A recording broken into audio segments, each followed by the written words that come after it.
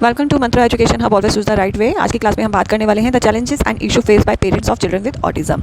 यहाँ पर हम आज की क्लास में इश्यूज़ के बारे में बात करेंगे, पेरेंट्स ने क्या क्या चैलेंजेस फेस करते हैं, क्या क्या उनको प्रॉब्लम्स आती हैं। नेक्स्ट क्लास में हम उनकी प्रॉब्लम को किस तरीके से दूर कर सकते हैं हम उसके बारे में बात करेंगे, लेकिन आज की क्लास में हम इशूज़ के बारे में बात करेंगे। तो चलिए बिना वक्त जाए के क्लास को आगे बढ़ाते हैं। लेकिन आगे बढ़ाने से पहले अभी तक अगर आपने चैनल को सब्सक्राइब नहीं किया है और अगर आपको लग रहा है कि चैनल पर आने वाली वीडियोज़ आपकी किसी तरीके की भी हेल्प कर रही हैं तो जल्दी से चैनल को सब्सक्राइब और बेल आइकन को दबा दीजिए। साथ ही साथ आप हमें फेसबुक और इंस्टाग्राम पर भी फॉलो कर सकते हैं, मैंने लिंक डिस्क्रिप्शन पे दे दिया है। लास्ट क्लास में बने रहिएगा। कैसी लगी क्लास ये ज़रूर बताइएगा, कमेंट सेक्शन में ज़रूर अपनी इंक्वायरीज या कोई भी आपकी प्रॉब्लम है वो आप लिख सकते हैं और क्लास पसंद आने पर लाइक और शेयर ज़रूर करिए। तो चलिए बिना वक्त जाए कि आज की क्लास को शुरू करते हैं और देखते हैं कि पेरेंट्स को किस तरीके के चैलेंजेस फेस करने पड़ते हैं, इशूज़ फेस करने पड़ते हैं। आज की क्लास में इश्यूज जानने से पहले पेरेंट्स के आपको ऑटिज्म के कैरेक्टरिस्टिक्स टाइप्स के बारे में पता होना चाहिए, ऑटिज्म एएसडी क्या है उसके बारे में पता होना चाहिए। अगर अभी तक नहीं आपको पता है डिटेल में या आपको कन्फ्यूजन है किसी तरीके की भी, तो पहले मैं लिंक आपको डिस्क्रिप्शन पे दे रही हूँ, पहले वो जाके क्लासेस ले लीजिए, क्योंकि जब तक आपको कैरेक्टरिस्टिक्स नहीं पता होगा तो आप पेरेंट्स की प्रॉब्लम को नहीं समझ पाएंगे।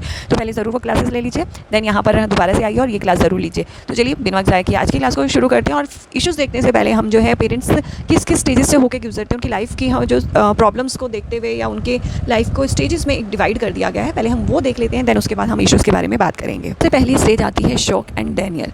यहाँ पे डेनियल का मतलब इनकार। यहाँ पर जैसे ही पेरेंट्स को पता लगता है कि हमारा बच्चा जो है चिल्ड्रन विद ऑटिज्म है, सबसे पहला काम होता है पेरेंट्स शॉक हो जाते हैं सुन के, ये क्या हुआ, ये क्या हो गया हमारे साथ, शॉक होते हैं। उसके बाद दूसरा आता है वो उसे डिनाई कर देते, नहीं हमारा बच्चा ऑटिज्म हो ही नहीं सकता है, वो सब कुछ ठीक है, उसको इस तरीके से जो है उनके डिनाई करना शुरू कर देते हैं, इनकार करना शुरू कर देते हैं।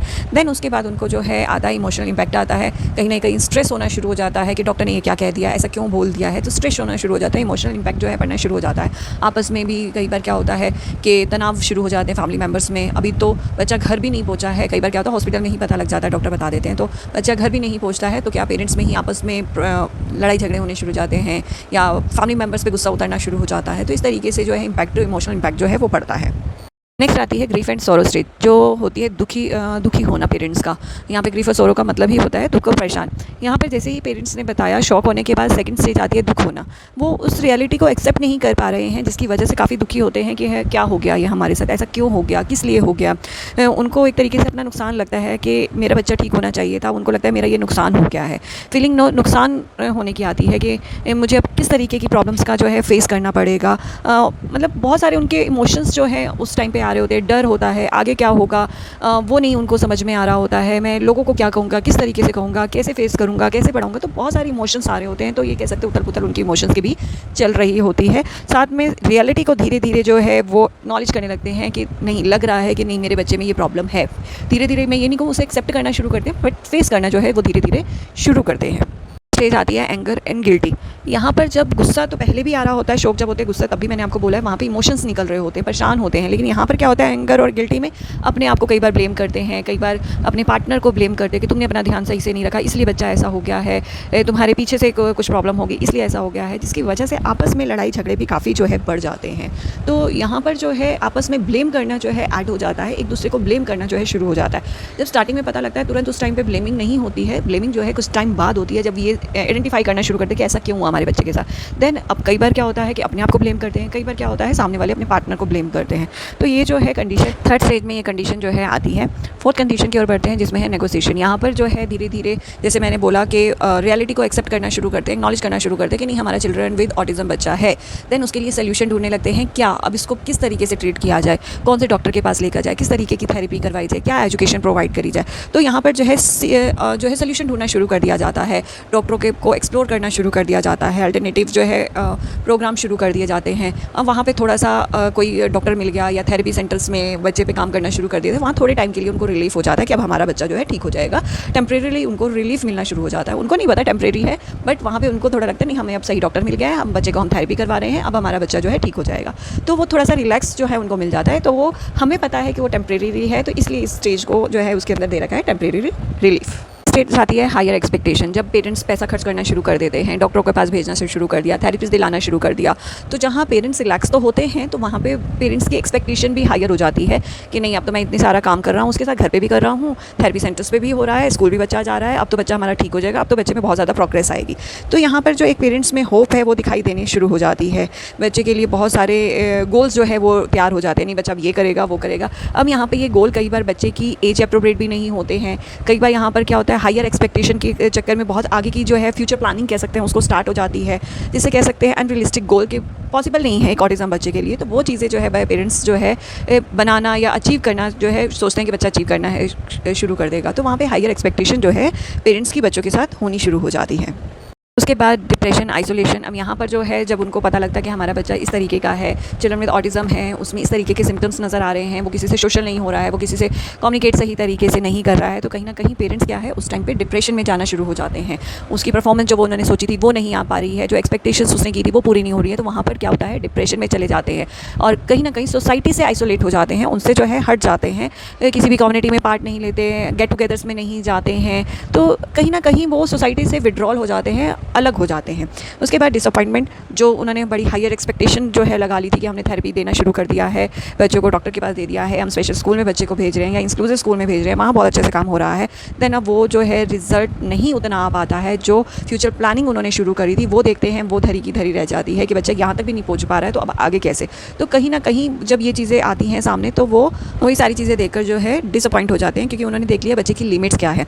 अब यहाँ पर जो है जब इतना हो जाता है, डिप्रेशन में भी हो जाते हैं, डिसअपॉइंट भी हो जाते हैं, पर यहाँ पर आके जो है उनको रियलिटी पता लग जाती है हमारे बच्चे की स्ट्रेंथ क्या है, हमारे बच्चे की वीकनेस क्या है, वो उसके ऑटिज़म के किस किस तरीके के कैरेक्टरिस्टिक्स जो है बच्चे में दिखाई देते हैं।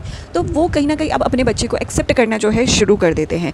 एक्सेप्टेंस आते ही वहाँ पर बच्चों के लिए खुद से वो क्या कर सकते हैं वो सोचना शुरू कर देते हैं। यहाँ पर खुद से ट्रेनिंग प्रोग्राम लेना शुरू कर देते हैं, कई बार अडेप्टेशन करना शुरू कर देते हैं, पॉजिटिव एटीट्यूड्स जो है रखना शुरू कर देते हैं। तो इस तरीके से जो है वो अपने बच्चे पे खुद से वर्क करना अब सही मायने में शुरू कर देते हैं।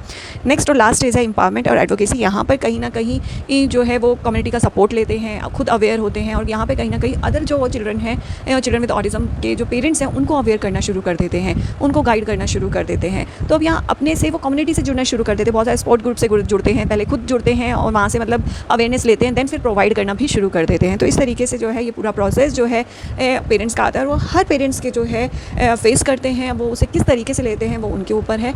लेकिन ये स्टेजेस जो है हर पेरेंट जो है चिल्ड्रन में स्पेशल नीड है उन्हें ये हो के जो है उन पर गुजरना है, क्योंकि डिसेबिलिटी है, वो डिसेबिलिटी नाम ही यही है कि लाइफ लॉन्ग चलने वाली है, कभी भी ना ख़त्म होने वाली है। तो सभी को ये फेस करनी ही पड़ती हैं स्टेजेस, चाहे चिल्ड्रन विद ऑटिज़म के पेरेंट्स हैं या चिल्ड्रन विद आईडी के पेरेंट्स हैं, सभी को ये फेस करनी पड़ती हैं। यहाँ पर जो है सबसे पहला इमोशनल चैलेंजेस जो है वो आते हैं, वो क्योंकि बहुत सारे पेरेंट्स में ना बहुत सारे हर तरीके के इमोशंस देखने पड़ते हैं। कहते हैं कि रोलर कोस्टर्स जो है उस पर कहते हैं रोलर कोस्टर चल रहा है, कभी खुशी भी होती है कि बच्चा आया है, कभी दुखी भी होते हैं कि ये बच्चा जो है चिल्ड्रन में स्पेशल नीड है, कभी जो है शेमनेस फील होती है कि हमारा बच्चा ऐसा हुआ है, सोसाइटी में हम लोग क्या बोलेंगे। तो इस तरीके के बहुत सारे जो है इमोशंस जो है वो देखने को मिलते हैं, कभी अप कभी डाउन, इस तरीके से उन्हें फेस करने पड़ते हैं। हर स्टेज के अंदर डिफरेंट डिफरेंट इमोशंस जो है वो देखते हैं, तो जिसकी वजह से उनकी हेल्थ पर भी इफ़ेक्ट जो है देखने को मिलता है। सबसे पहला जो इमोशन उनको देखने को मिलता है ओवरवेल्म। जैसे ही पेरेंट्स डॉक्टर आके बताता है पेरेंट्स को कि चिल्ड्रन विद ऑटिज़म है या चिल्ड्रन विद स्पेशल नीड है बच्चा, तो वहाँ पर जो है मैनेज नहीं किया जाता कि किस तरीके से उस बच्चे को जो है कि मैं ड्यूटीज़ पूरी करूँगा, मैं कहाँ लेकर जाऊँगा, कब लेकर जाऊँगा, कैसे लेकर जाऊँगा। तो इस तरीके की जो है प्रॉब्लम फेस करनी पड़ती है, या कह सकते हैं अनेबल टू मैनेज, कि यहाँ पर जो है मैनेज करने में जो है अनेबल होते हैं कि किस तरीके से करेंगे। कहीं ना कहीं रिलीफ मिलता है कि उन्हें पता लगता है जब अच्छा हमारे बच्चे को ये प्रॉब्लम है तो इस तरीके से मुझे जो है इस पर काम करना है, या यहाँ डॉक्टर के पास लेकर जाना है, मुझे इस थेरेपी को दिलाना है। जब ये चीज़ें पता लगती है तो कहीं ना कहीं उन्हें रिलीफ भी मिलता है। गुस्सा आता है जब डॉक्टर बताते हैं कि स्पेशल नीड है, या डॉक्टर कहते हैं कि इम्प्रूवमेंट नहीं हो रहा जितना होना चाहिए, तो कहीं ना कहीं गुस्सा भी देखने को मिलता है पेरेंट्स में। सैडनेस, होपलेस, दुखी होते हैं जब बहुत ज़्यादा उससे उम्मीद लगाते हैं, जैसे भी हमने पहले भी बात करी कि जब वो उन पे काम करते हैं, बच्चों पे काम करते हैं, थेरेपीज़ के लेकर जाते हैं, स्पीच थेरेपी पास ले जा रहे हैं, ऑक्यूपेशन थेरेपिस्ट पास ले जा रहे हैं, देन वहाँ पर बहुत सारा एक्सपेक्टेशन हो जाती है। तो जब एक्सपेक्टेशन उसकी पूरी नहीं होती है पेरेंट्स की, तो कहीं ना कहीं सैडनेस आती है, होपलेस जो हो जाते हैं कि मैं क्या करूँ, कैसे करें। गिल्टी की भावना आती है कि कहीं बच्चा जो ऐसे हुआ मेरी वजह से तो नहीं हुआ, मैंने सही तरीके से खाना नहीं खाया, या मैंने स्ट्रेस लिया, या हम लोगों ने ऐसा तो नहीं किया, सही डॉक्टर को तो नहीं दिखाया। तो इस तरीके की गिल्ट की भावना जो है आती है। जब बहुत सारी चीज़ें मैनेज करनी होती हैं और सही तरीके से मैनेज नहीं हो पा रही हैं, तो फ्रस्ट्रेशन भी पेरेंट्स में देखने को मिलता है। ये फ्रस्ट्रेशन कई बार सिबलिंग्स पे उतरता है, कभी उस बच्चे पे उतरता है, कभी फैमिली मेम्बर्स पे उतरता है, कभी काम पर उतरता है, या कभी आपस में पार्टनर्स का आपस में ही उतरता है। इसके अलावा आइसोलेशन की फीलिंग आने लगती है कि सोसाइटी से कटने की फीलिंग आने लग जाती है कि मुझे कट जाना है, मुझे अकेले रहना है, मुझे किसी से बात नहीं करनी है। रीज़न कि बच्चे के लिए शेमनेस भी कई बार फ़ील होती है, जिसकी वजह से जो है आइसोलेट होते हैं वो लोग। कई बार जो है आइसोलेट होने का रीज़न होता है कि उसके पास रिस्पॉन्सिबिलिटी इतनी बढ़ जाती है कि सोसाइटी में जो है अब इन्वॉल्व होने का टाइम ही नहीं है। तो कुछ भी रीज़न हो सकता है, बट कहीं ना कहीं फीलिंग जो है ये आती है पेरेंट्स में। जब बच्चा सोसाइटी में जाके अनयूजुअल बिहेवियर करता है तो वहाँ पर शेमलेस की या एम्बैरेसमेंट की जो है फीलिंग आती है। इसके अलावा वरी, ये जो वरी की आती है कि क्या होगा, कैसे होगा, बच्चों का आगे कौन ध्यान रखेगा, इसकी केयर कौन करेगा। तो इस तरीके की वजह से, इस फ्यूचर प्लानिंग की वजह से जो है कहीं ना कहीं वो परेशान भी होते हैं। जैसे हमने पहले ही बात करी कि दुखी होते हैं। दुखी होने का जो है आपको पता ही है, अगर चिल्ड्रन विद स्पेशल नीड हो तो बार बार जो है फीलिंग आती है दुखी होने की। इसके अलावा मेंटली और फिजिकली एग्जॉस्टेड होते हैं, क्योंकि काफ़ी सारी रिस्पॉन्सिबिलिटी बढ़ जाती हैं तो उसे करने में फिजिकल स्ट्रेंथ ज़्यादा लगती है। इसके अलावा मेंटली प्रेशर जो है वो भी साथ साथ होता है। इसके अलावा पॉजेसिवनेस आ जाती है बच्चे को लेकर, उसको हर चीज़ जो है हाथ से खिलाना, उसकी बहुत ज़्यादा केयर करना, इस तरीके से पॉजेसिवनेस भी कई बार पेरेंट्स में देखने को मिलती है। इसके अलावा इरिटेशन, छोटी छोटी चीज़ों पर चिढ़ जाना या छोटी छोटी चीज़ों को लेकर एग्जर्शन निकालना किसी भी, तो इसमें इरिटेशन जो है वो देखने को मिलती है पेरेंट्स के अंदर। नेक्स्ट इशू देखने को मिलता है या चैलेंजेस जो देखने को मिलता है साइकोलॉजिकल, यानी बहुत सारी प्रॉब्लम जो है साइकोलॉजिकल प्रॉब्लम्स जो है पेरेंट्स के अंदर देखने को मिलती है, जैसे anxiety, stress, depression, social isolation, trauma जैसी साइकोलॉजिकल प्रॉब्लम्स जो है आप देखेंगे पेरेंट्स के अंदर काफ़ी ज़्यादा देखने को मिलता है। पास बहुत सारे पेरेंट्स जो हैं जुड़े हुए हैं जो खुद डिप्रेशन और एंग्जाइटी का जो है शिकार हैं, तो कहीं ना कहीं ये बहुत ज़्यादा देखने को मिलता है एंग्जाइटी और depression children with special needs के पेरेंट्स के अंदर। कई अपने रोल को लेकर परेशान होते हैं कि अब मैं as a mother role play करूं, इस बच्चे की केयर करूं या सिबलिंग की केयर करूं, या एज अ हाउस वाइफ या एज अ मैं वर्किंग वूमन की तरह काम करूं। तो अपने रोल को लेकर बड़े जो है परेशान में रहते हैं कि ये मैं कैसे उस पर काम करूं। तो कहीं ना कहीं देखने को मिलता है। साथ ही साथ एडजस्टमेंट में काफ़ी सारी दिक्कतें देखने को मिलती हैं। फैमिली में जो है रिलेशंस में जो है प्रॉब्लम देखने को मिलती है, स्पेशली हस्बैंड और वाइफ में, जिसकी वजह से जो है काफ़ी ज़्यादा जो है साइकोलॉजिकल प्रॉब्लम्स भी मदर्स और फादर्स को फेस करनी पड़ती है।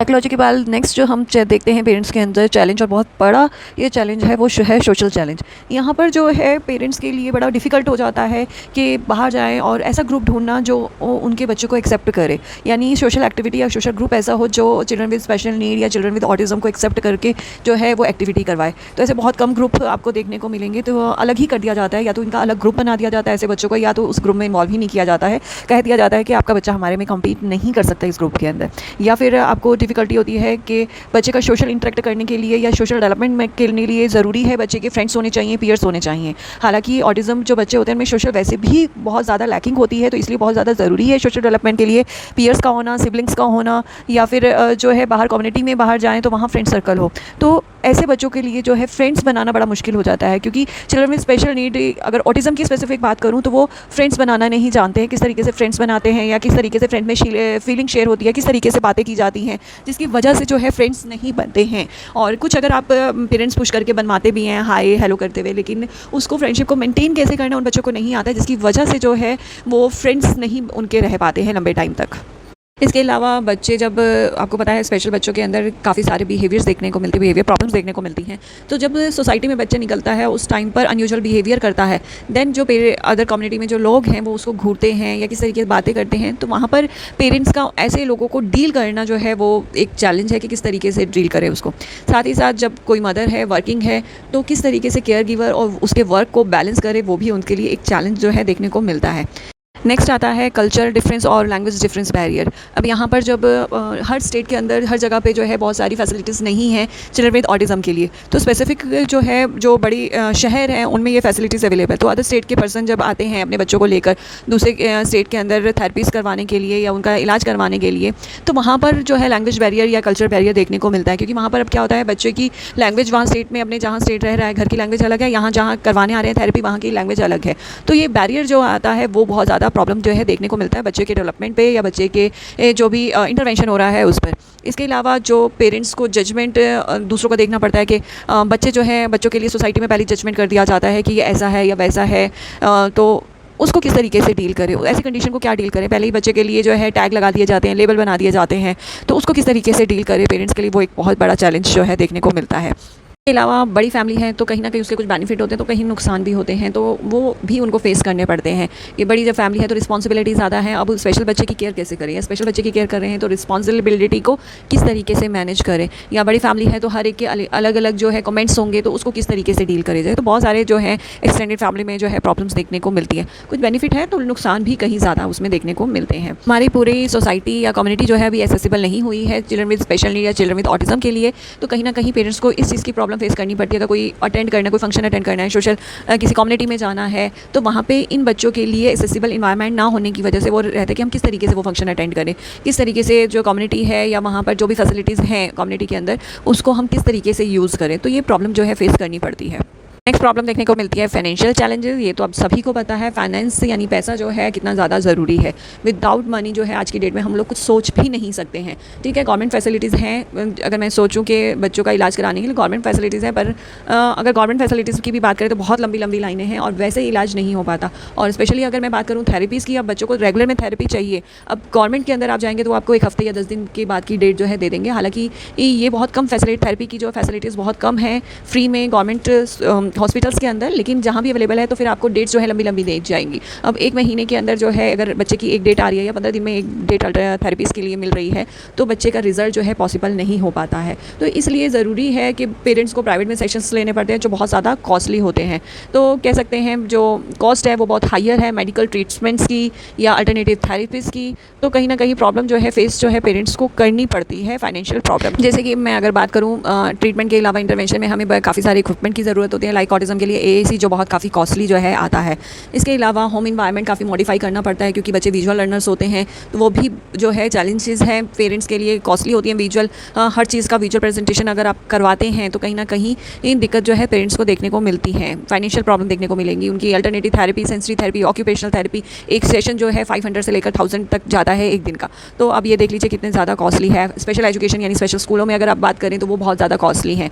तो सारी चीज़ें कॉस्टली होने की वजह से कहीं ना कहीं जो है पेरेंट्स को फाइनेंशियल इश्यूज़ आते हैं। रिस्पाइट केयर की बात करी जाए, रिस्पाइट केयर जो है बच्चों को वहाँ छोड़ना है, थोड़े टाइम्स के स्कूल पेरेंट्स को कहीं जाना है तो क्या करेंगे, बच्चों को कहीं छोड़ेंगे। रिस्पाइट केयर बहुत ज़्यादा कॉस्टली है। इंश्योरेंस जो है वो ऑटिज्म को कवर नहीं करता है। बहुत सारे इंश्योरेंस हैं करवाए जाते हैं लेकिन ऑटिज्म जो है वो डील नहीं करता, कवर नहीं करता। ऑटिज्म की जो भी प्रॉब्लम्स है उसको कवर नहीं करता है।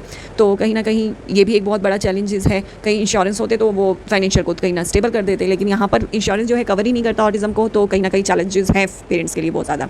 इसके अलावा बहुत सारे लीगल मैटर्स भी देखने को मिलते हैं। गार्जियनशिप हो गया, अब वो भी पेरेंट्स को लेनी बहुत ज़्यादा ज़रूरी है आफ्टर 18 जो है, तो कहीं ना कहीं वो भी कॉस्टली है। उसके लिए भी लीगल आपको धक्के खाने पड़ेंगे, ईजिली नहीं होती है ये सारी चीज़ें कि आपने एक जगह चले गए और कर लिया। इसके अलावा मैं कहूँ हैंडीकैप सर्टिफिकेट फ्री में तो बनते हैं लेकिन उसके लिए आपको धक्के बहुत खिलाए जाते हैं। इसका आपका क्या होगा, वर्क का जो कंडीशन है वो आपकी ख़राब होगी, वहाँ आपको छुट्टियाँ लेनी पड़ेंगी, तो भी कहीं ना कहीं आपका फाइनेंशियल इशू ही आएगा। डायरेक्ट नहीं बट इनडायरेक्टली वे में, बट कहीं ना कहीं आपको प्रॉब्लम फेस करेगा फाइनेंस के अंदर।